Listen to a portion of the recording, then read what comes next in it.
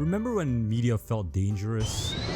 Not disturbing in the modern way where a Netflix show has mental health warning before the intro even starts. Not edgy in the corporate way where a marketing team pretends their movie is controversial because somebody said peacock without the P. Relax, liberals. It's called dark joke. I mean, like generally dangerous. Like you found something you weren't supposed to see, something that felt cursed, something that maybe only 12 people on Earth had accidentally stumbled upon at 3 in the morning. I think about this a lot because modern media feels so calm now. Yeah, I know I'm just talking out of my ass right now and I sound like a fucking 60-year-old ungrateful boomer. But whatever, dude. Even the stuff pretending to be weird feels too organized, optimized. You get me? Like focus tested. Every horror game already has merch before it comes out. FNAF, Poop Playtime, Garden of Banban. Every indie film has a social media manager. Every disturbing piece of internet culture is immediately clipped into TikToks with Subway Surfers gameplay underneath it. I am old, maybe, I don't know, which is insane because I'm literally college age, but I swear there was a period where the internet felt less like a shopping mall and more like wandering through an abandoned building with a flashlight, like Phasmophobia or some shit. Back then, finding weird media actually felt personal. You didn't discover things through a top 10 most disturbing videos explain. You found them because your neighbor sent you a broken YouTube link at 1 a.m. with zero context. You watched the video and that had like 200 views and a title written in broken English and suddenly feel like you had uncovered forbidden knowledge. That actually happened to me. Maybe I'm like a child that is repressing trauma, but I remembered half the horror came from uncertainty. You didn't know if something was fake. You didn't know if it was satire. You didn't even know if you were even supposed to be watching it. For example, I thought I saw someone died by doing the stupid Mentos and Coke challenge because their head exploded. I was distraught, of course. I didn't know you could fake content. What is that?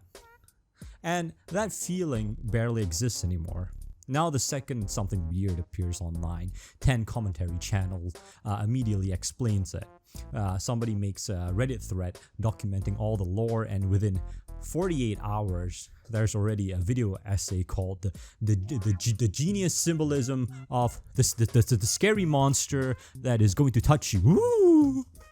Nothing gets to breathe anymore. I remember when opening YouTube felt strange. Old YouTube genuinely felt lawless. I'm sounding like a... This is one of my worst jokes yet. I'm sounding like a conservative now. Sorry guys. Yeah. You search for a normal video and somehow end up watching something deeply unsettling, uploaded by some bozo with an anime profile picture. There was no algorithm carefully projecting your attention span. Sometimes the website just handed you fucking trauma for free. And honestly, that unpredictability was exciting. I miss creepy flash animations that look like they were made by someone having a nervous breakdown. Remember Bong Chong Dong story or whatever that thing is? That shit was scary. PewDiePie profile. Bunch of dong story. I miss weird chain emails about haunted cartridge games. I miss badly compressed ghost videos recorded on cameras that looked like they survived a house fire. I remember being on vacation watching found footage of real sea monsters on my mom's shitty 3G iPhone while everyone else was asleep. The screen was tiny, the internet barely worked, the video looked like they were uploaded directly from hell itself, and somehow that shit made me, this shit was like super scary, you know. On God, I thought a megalodon was gonna bite my ass when I was in the toilet. Nowadays, if you search for horror online, it immediately becomes content. Top 5 scary videos. Streamer reacts to a disturbing clip. and explain. I mean, I don't really watch those stuff anymore, but I'm sure these days it's just AI and that just defeats the whole purpose of disturbing shit. I'm looking at you. I'm looking at you, Angel Engine. I'm giving you the stern eye right now. Even bad horror felt more alive back then. That's the thing that most people don't understand. All internet horror wasn't scary because it was realistic. Most of it was complete fucking garbage, but the garbage felt human. It felt handmade. Like my slendy tubbies, my slendy man, my slendy arena, my slender man Peter Griffin glip. Somebody somewhere stayed awake until 4 in the morning creating something deeply embarrassing because they generally thought it was cool. Now everything feels self-aware.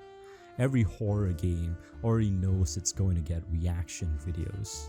Every analog series is designed to be dissected frame by frame by YouTubers. Every weird piece of media feels like it's already anticipating the audience. Nothing catches you off guard anymore because everything is already designed for consumption. Even aesthetics feels manufactured now. I'm fucking saying, PS2 graphics, compressed audios, poorly animated faces, empty player, multiplayer lobbies, and DVD menus with stupid scary music. Here's another story not really related to getting disturbed or whatever, but when I was 10 or something, I was watching Avatar the Blue Man movie with my brother and he fell asleep, and I also fell asleep afterwards. And then I just woke up to the loudest fucking stupid DVD menu of Avatar looping at 100% volume. I think I butt dialed the volume button when I was sleeping. I don't fucking know what superpower my brother had, but he was fucking snoozing. He was like in his dreams counting sheep or whatever. And I was there getting my ears fucked from this stupid shit. From that day on, I swore to myself, I hate James Cameron and the bootleg DVD of Avatar I bought for $5 that included the stupid DVD menu. And that's another thing modern media lost. Old DVDs, old games, and old websites. They accidentally felt eerie because nobody was trying to optimize your attention span every 3 seconds. Sometimes media just sat there. None of those things were intentionally designed to become liminal spaces, images 20 years later. They were just artifacts of technology at the time. But because they weren't trying so hard to be atmospheric, they accidentally became atmospheric. Modern horror tries too hard. Like, look at creepypastas. Creepypastas specifically used to hit different because nobody knew what the rules of the internet even were yet. That's what made them scary. The stories themselves were usually terrible, doo-doo garbage. Somebody would write, and then Squidward kill himself, with hyper-realistic eyes and blood everywhere, and somehow that was really scary to me. But when you're a kid, your standards for fear are basically non-existent. You see one poorly edited JPEG with a Mexican man with red static over it, and suddenly you're shitting yourself at your grandma's funeral. I remember reading, or more like watching, Mr. Creepypasta late at night, like they were forbidden fucking scriptures or whatever. I was like I don't know, you get me. You find some story on a website that looked like it hadn't been updated since 2004.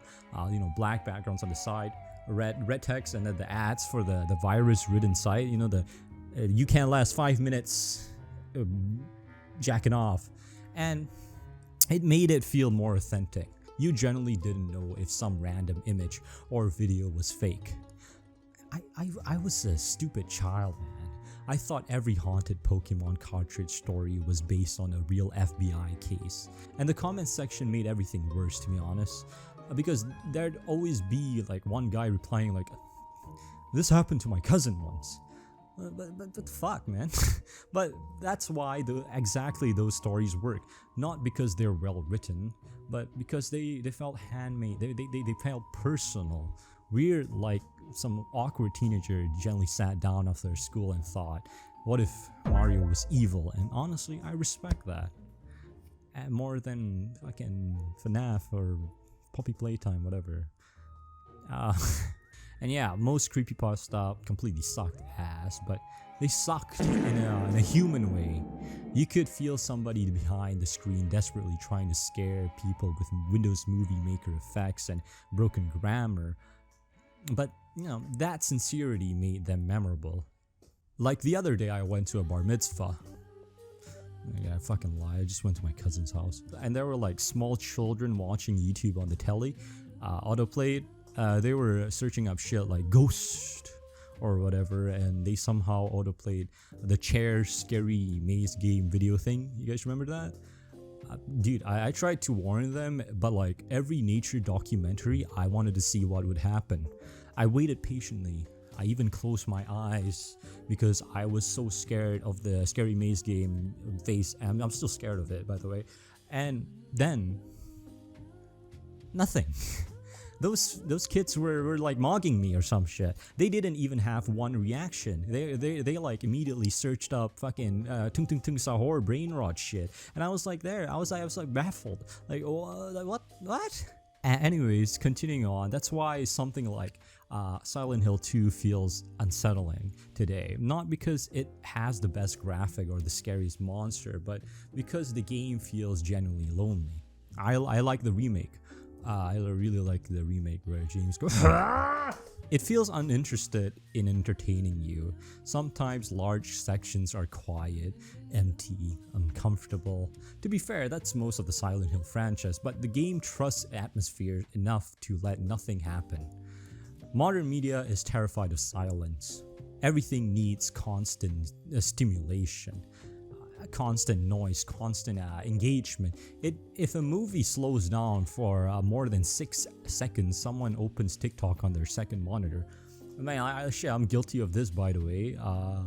I'll be scrolling. I'll be like watching a movie, then I'll scroll Twitter or something and pretending I'm paying attention to the film. Then I finish the movie and say something incredibly intelligent, like, "Yeah, this shit was kind of mid." Nobody experiences media directly anymore. We experience reactions to media, discussions around media, summaries of media. There are people who know every lore detail about games they've never even played. Persona fans. And honestly, I think mystery dying online is part of why modern media feels less impactful.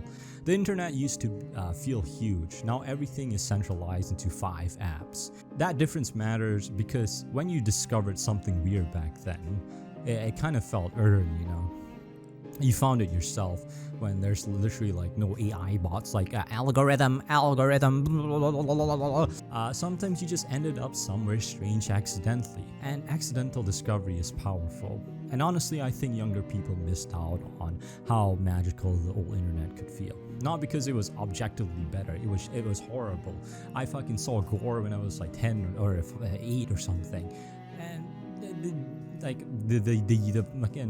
videos like 240p, and you can't like click on like anything. It gives you like 17 virus, but like it felt like actual people instead of like content machines. The imperfections made everything memorable. Now every platform slowly pushes everything towards the same style. Same thumbnails and like the same fucking jokes that I've been doing. That's why a lot of newer horror doesn't stay with me anymore. I think that's why childhood media feels scary too.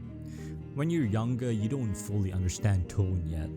Something unintentionally creepy hits harder because you can contextualize it. Courage the Cowardly Dog terrified people because of the stupid bring me the curse, I am the cursed man, I will curse you, boo guy, That strange feeling is disappearing from media because modern audiences immediately dissect everything. Nothing gets to remain strange anymore, and maybe this is less about media changing and more about us changing. Maybe once you've spent enough time online, it becomes impossible to feel truly lost anymore. You recognize patterns too quickly, and you understand irony too quickly. It just like your brain just categorize everything. Because some of my favorite experiences with media happened when I didn't fully understand what I was seeing. Annoying Orange, Fred Figglehorn, Smosh Food Battle 2010. And those moments felt intimate. And honestly, maybe media didn't become less dangerous. Maybe we just became too connected to ever feel alone with it again.